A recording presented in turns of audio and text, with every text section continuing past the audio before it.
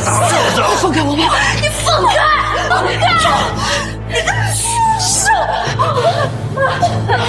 顾廷婉，劝你乖乖听话，否则后果你是知道的。 Let's break up, she said over the prison phone, her voice icy and calm. He stared at her in disbelief, clutching a letter that could have greatly reduced her sentence. She twisted the knife by saying her pursuit of him had only been to spite a rival and sneering that he was a trivial conquest. Don't ever look for me again, she said, and ended the call, shattering his world. He shouted her name and pounded the gate as she was led away, but she left without turning back, leaving him devastated. Standing in the rain outside the prison, a place he'd spent years, he vowed he'd never wait for her again. 顾星啊，是你先抛弃我，不会再等你了。 5 years later, she returned, walking through the airport with a little boy who looked strikingly like him. Her return wasn't for him. She told a friend she had come back to avenge her mother and that her own father was the target. 7 years earlier, she had witnessed her mother's death at her father's hands, a trauma that led to her imprisonment and left her alone. Now, she urgently needed work to start her new life, and her first interview was at the city's top law firm. Meanwhile, the man she'd betrayed had changed into someone else. He was no longer the optimistic young man, but a ruthless, emotionally distant lawyer who now headed that very firm. In a locked drawer, he kept a single photo from their past, a reminder of a promise she had made 8 years ago. As he checked his watch before another meeting, a woman's voice cut through the silence. 你好，我是来认识律师的，我叫顾今晚。我叫顾今晚。是的。 Without changing his expression, he picked up the phone. Cancel my morning meeting, he said. Reschedule it as an interview. When she entered the interview room, her portfolio slipped and its contents scattered across the floor. He turned and their eyes met for the first time in years, shock plain on both faces. She quickly pulled herself together and said she only knew him by his professional reputation. He tested her by asking the most important quality for a lawyer. She answered with conviction, the courage to face the abyss and stand for justice. He agreed, then added a sharp caveat. But the most important thing is honoring the spirit of a contract. His words were a direct rebuke of the promise she'd broken years before. Realizing she couldn't work for him, she withdrew her application and left. 燕律，你认识这位顾小姐？不认识，不认识。 But as soon as she was gone, he picked up the phone.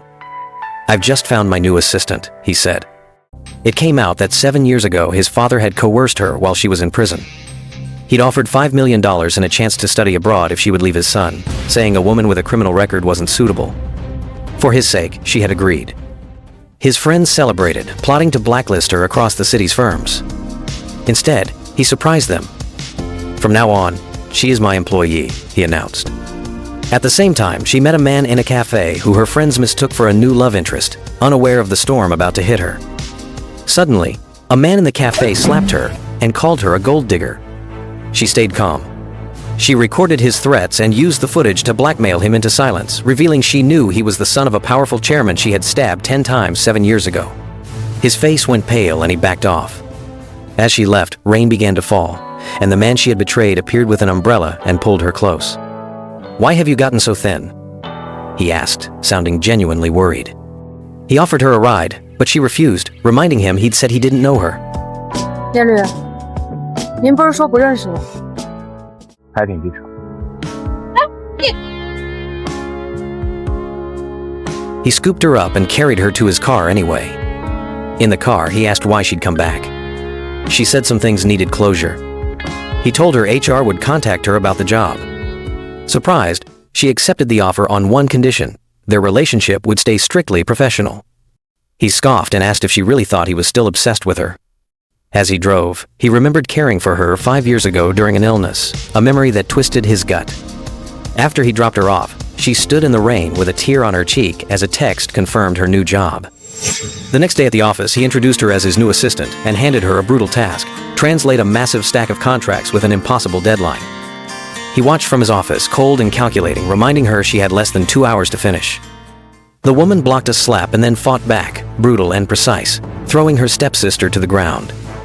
She had only recently returned, not for old love, but to execute a cold plan for revenge. Step 1 was getting a job at the law firm run by her ex-lover, the man everyone feared. What she didn't know was that he had never truly forgotten her. He cornered her in his office and reminded her of their past, of how she once called him a well-dressed beast. She dismissed him, saying his morals had eroded over the years.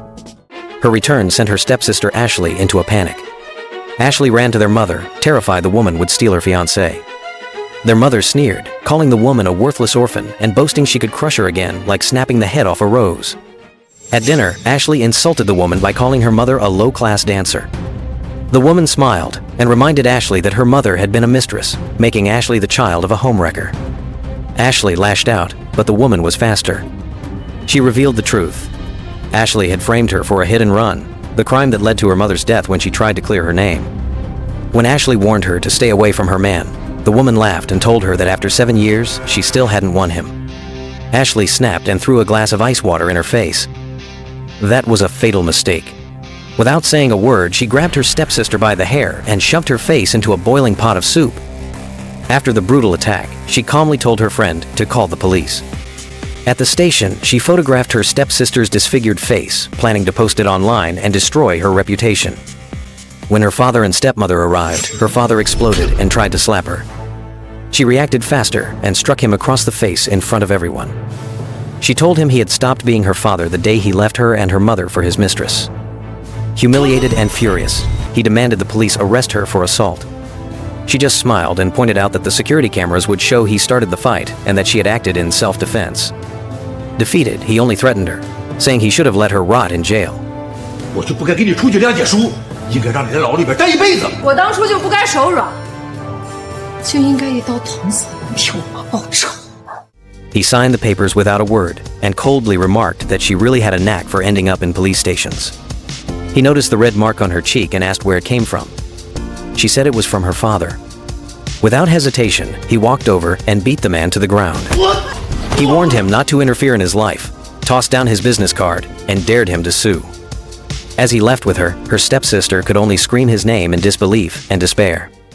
He had once choked his wife and slammed her against a wall.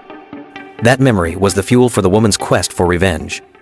5 years earlier, her father had tried to force her to take the fall for her stepsister's hit and run by offering money to save her dying mother in exchange for a prison sentence. Her mother refused to let her daughter be destroyed. When she tried to stop the deal, her husband attacked her. The woman rushed to protect her mother, but in the chaos, her father shoved her mother so hard that she hit her head and died instantly.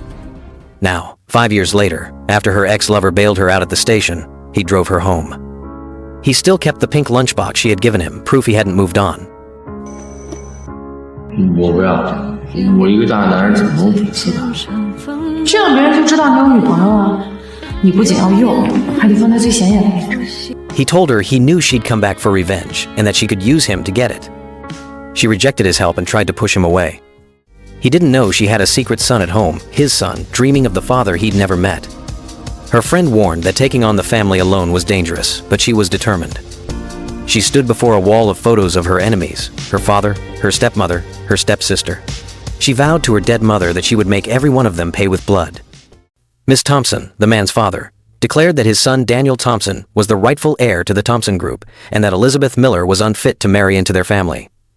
Daniel defied him and said his wife could only be Elizabeth Miller, otherwise he'd rather stay single for life. He left his furious father behind. A text about a company dinner arrived. When a coworker said Elizabeth Miller would be there, he agreed to go. Elizabeth Miller arrived late and apologized to coworkers. Someone started gossiping that Daniel, known for being cold and distant, had started showing up to these events ever since Elizabeth joined the firm. At that moment, Daniel walked in looking handsome. A female colleague flirtatiously asked if he had a girlfriend. Daniel looked at Elizabeth and said he did. Everyone was stunned. He added that they all knew her and that she was also a lawyer. Elizabeth blushed and excused herself to go to the restroom. As she left, Daniel said they were having a small disagreement.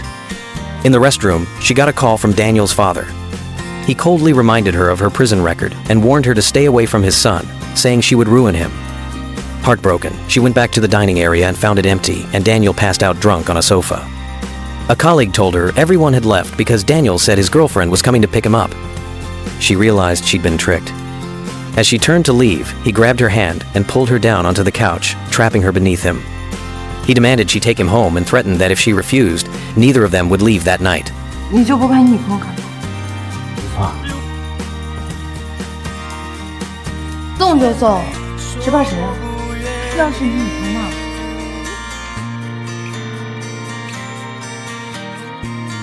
She warned she'd take him home and smash his girlfriend's car if she showed up.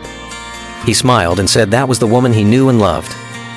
Elizabeth said she wanted to leave, and Daniel, lounging on the couch, sneered if she was rushing back to her new boyfriend. He grabbed her and pulled her down onto the sofa, pinning her beneath him. He accused her of playing games and reminded her he had waited 5 long years. He said he'd never agreed to their breakup. She calmly replied that breakups don't have to be mutual.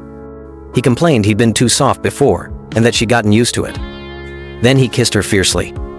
When they broke apart, he carried her to the bedroom and threw her on the bed. As he leaned in to kiss her again, his phone rang. It was his mother at the door. He let her in reluctantly. She started tidying the messy living room and scolded him for being careless. She picked up a white jacket from the floor and asked if it was his. He sarcastically said it must be hers. She told him to sit and pulled out a stack of photos, saying his father had set up 6 blind dates for him that weekend. He refused, saying his schedule was full and he hated crowds. His mother saw through his excuse and asked if he was still in love with Elizabeth Miller. He confirmed it. Elizabeth, hiding in the bedroom, overheard everything. His mother begged him, warning that Elizabeth had once nearly killed her own father. Daniel defended Elizabeth fiercely, saying her father had it coming and he would have been worse. His mother left in shock. Elizabeth came out of hiding.